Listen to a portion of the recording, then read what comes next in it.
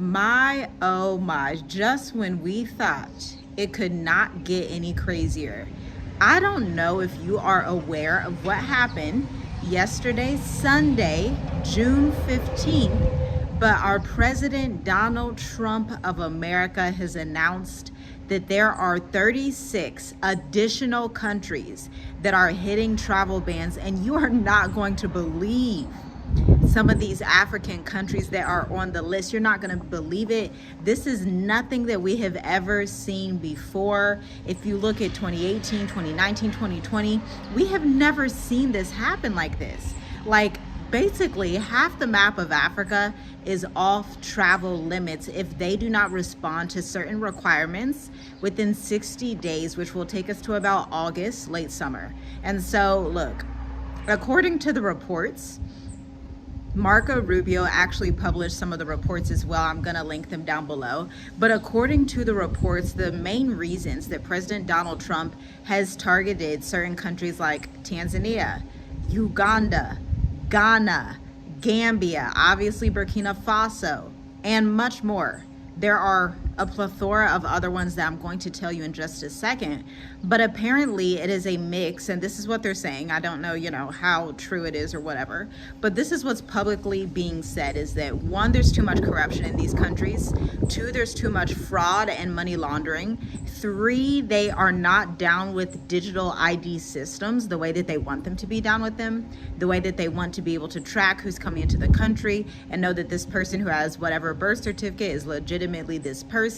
They feel like these countries, they don't really have accurate records, so they're like, you cannot come in the country.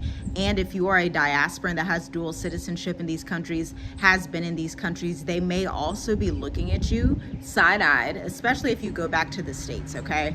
Because you've been hearing the stories about people, American citizens. We just heard from somebody just a few weeks ago that was in Brazil and went back to America, and they were actually detained by ICE coming back into the country.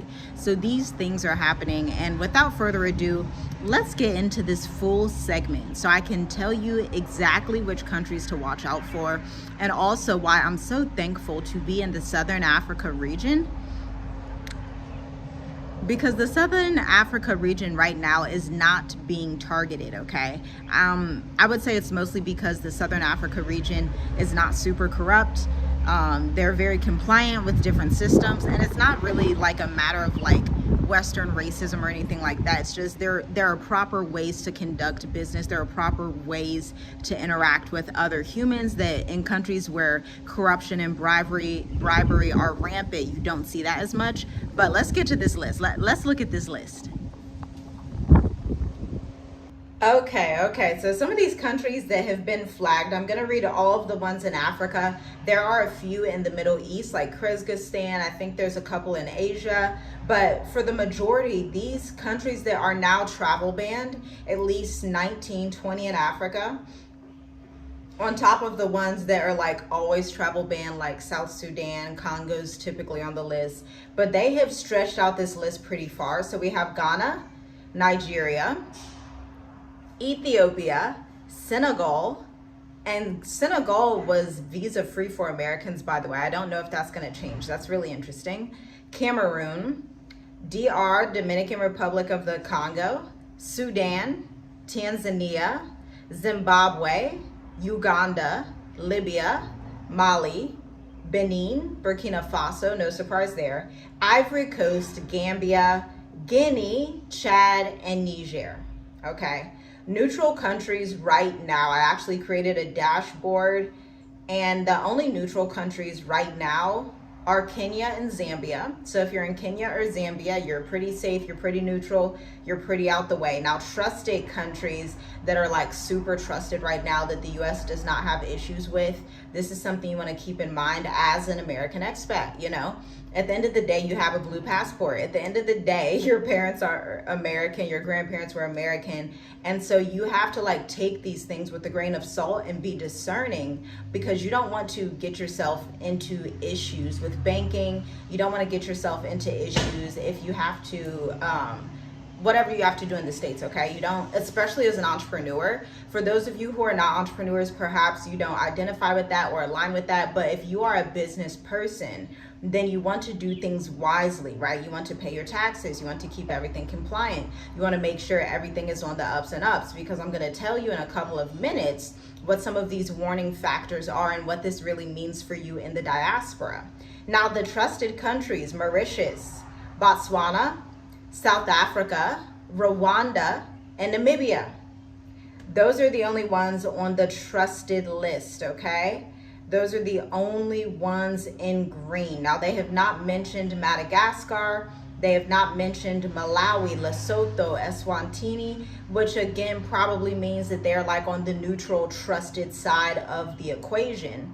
And if you were to take a map of Africa right now, and you would look and color in the countries that are in red and the ones that are in green, which green means they're good to go, they're trusted, you are going to come up and see this parts of the east down to the southern half of Africa that are in green. The red is mostly targeting North Africa, Central Africa, and West Africa, okay? And so that's something that I want you to be aware of, because what if your country is quietly blacklisted by the US government and you only had 60 days to fix it? Can you imagine what some of these presidents are going through right now, some of these administrations in Africa? And 2025 is a year that some of these countries are also putting in new people, or they are electing the same president they had. 2025 produced such a shift, obviously in geopolitics, but also a lot in Africa politics, which is one reason I'm so thankful the Most High told us and instructed us very clearly to come to the south of Africa. And I've talked about this before, but I don't say it all the time. I'm going to just mention it briefly. Back in 2022, 2023, I had a dream, and the Most High blatantly said in the dream through my husband, in the dream, he says, you have to go to Southern Africa. And at that time, we were like, no, we like Tanzania. Like, what you mean? We like Tonga. And you just have to be so sensitive to the spirit. You don't always have to know why to be obedient. Why is not a prerequisite for obedience. Obedience is better than sacrifice. And so it's better to just be obedient and not know everything, because in due time it's going to come to fruition. In due time you're going to understand why, okay? People don't like to come to the terms with the fact that there are parts of Africa that are destabilized and being destabilized, which puts you as an expat investor, entrepreneur at risk. By the way, this is a great time to segment into Black Educators Amplified. Our bespoke used to be 8-week accelerator, now a 12-week accelerator, where we take you from being a beginner American entrepreneur to a full throttle global enterprise, okay? How do we do this? We teach you the same marketing frameworks that have gotten our clients 27.9 million collectively in sales and counting over the past 9 years. DNA firms, finance firms, real estate companies. If you want more information, check out the enrollment guide down below, or listen to the Black Educators Amplified playlist. Cohort 7 begins in August, so you don't want to miss it. There are 2 slots available.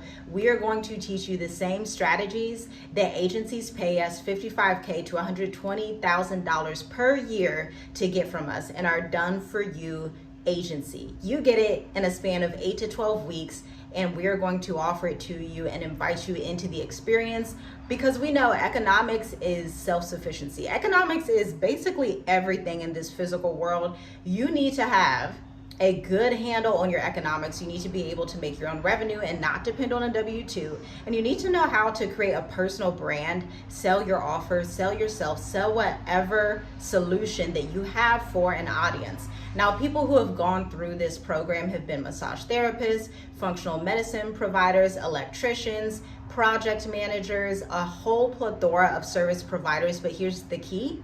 You have to be a service provider, number one. Number two, you have to be willing to show up online. This is not the kind of thing where it's like, it's a get rich quick scheme and you don't show up online. That's not how business works. I don't know who told you that, but don't believe the hype. You have to work for your business to work for you, okay? Now, back to what we were talking about. So the Washington Post recently revealed in an internal U.S. memo stating 36 countries, primarily in Africa, have 60 days to comply with new identity and security standards. If they fail, full or partial entry bans could be enforced. The reason is because these countries are accused of lacking reliable ID systems, having high visa overstay rates in America, or dealing with widespread document fraud. These are things I can attest to, especially in East Africa, that those are valid. Some of this is valid. That's why I'm not like completely, America's wrong for this, because there is a lot of like bribery and strange things that happen in certain countries in East Africa. I'm not sure about West Africa. I cannot tell you about that area, but you can chime in and let me know down below.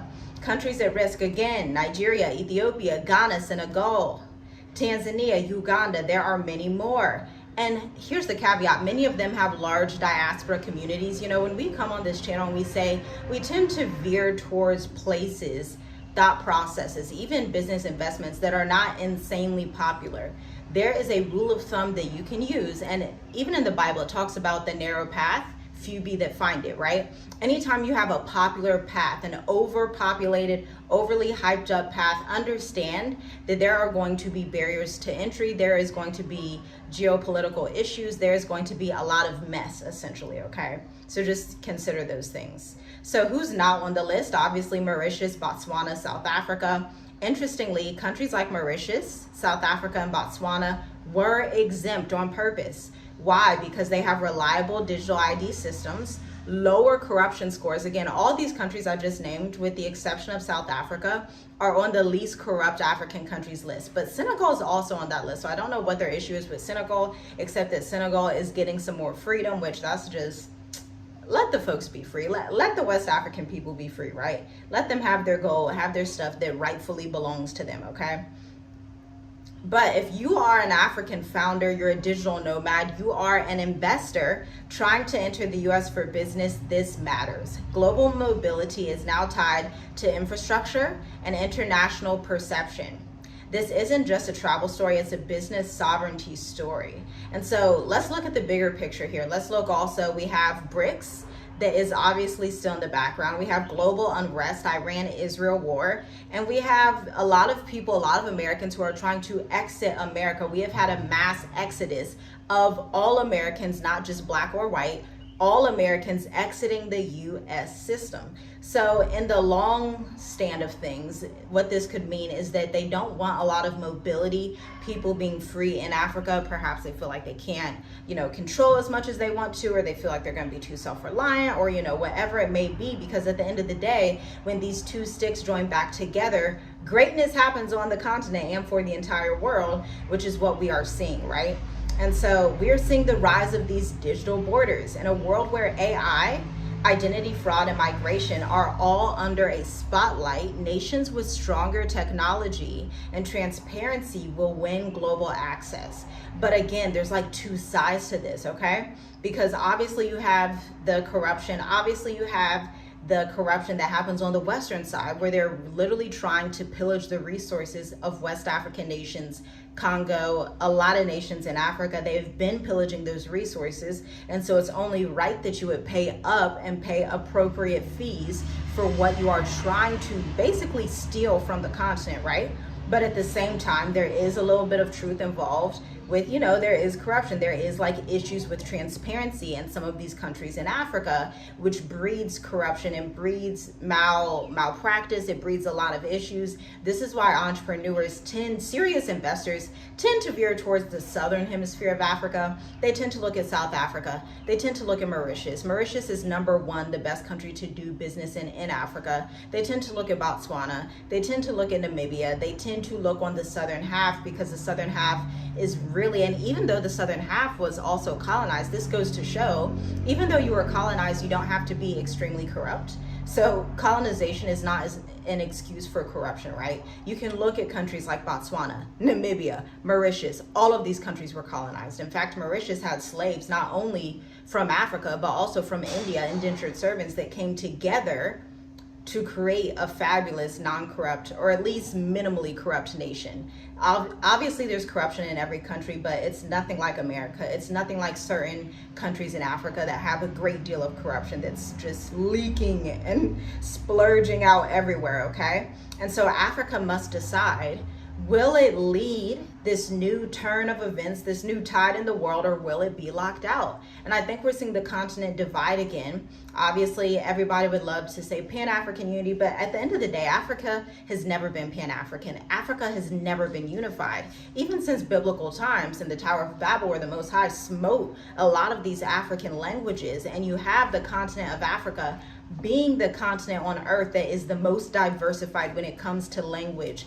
and you can't have unity if you don't all speak the same language. And so I think the idea of Pan-Africanism in like a romanticized way is very like cute and cool, but I think practically, when you look at how big the continent is, how diverse, you have so many different peoples, I think instead the unity that Africa should look at is, let's accept that some tribes are different than other tribes. Let's accept that cultures are different, but let's barter together, let's trade together, let's grow our businesses and be cordial and peaceful with each other.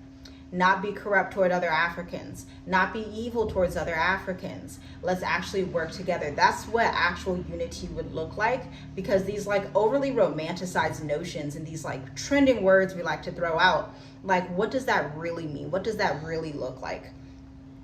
Free trade is the closest thing to getting some of that unity, obviously roadways and highways. And then the next thing, again, corruption. I mean, I've seen things in East Africa, and my husband has as well, where East Africans themselves will be prejudiced, dang near racist to other East Africans, to Nigerians, to South Africans, right? These are real issues that people don't like to talk about, or they don't have the experience to talk about as someone that has been in Africa for 5 years, okay?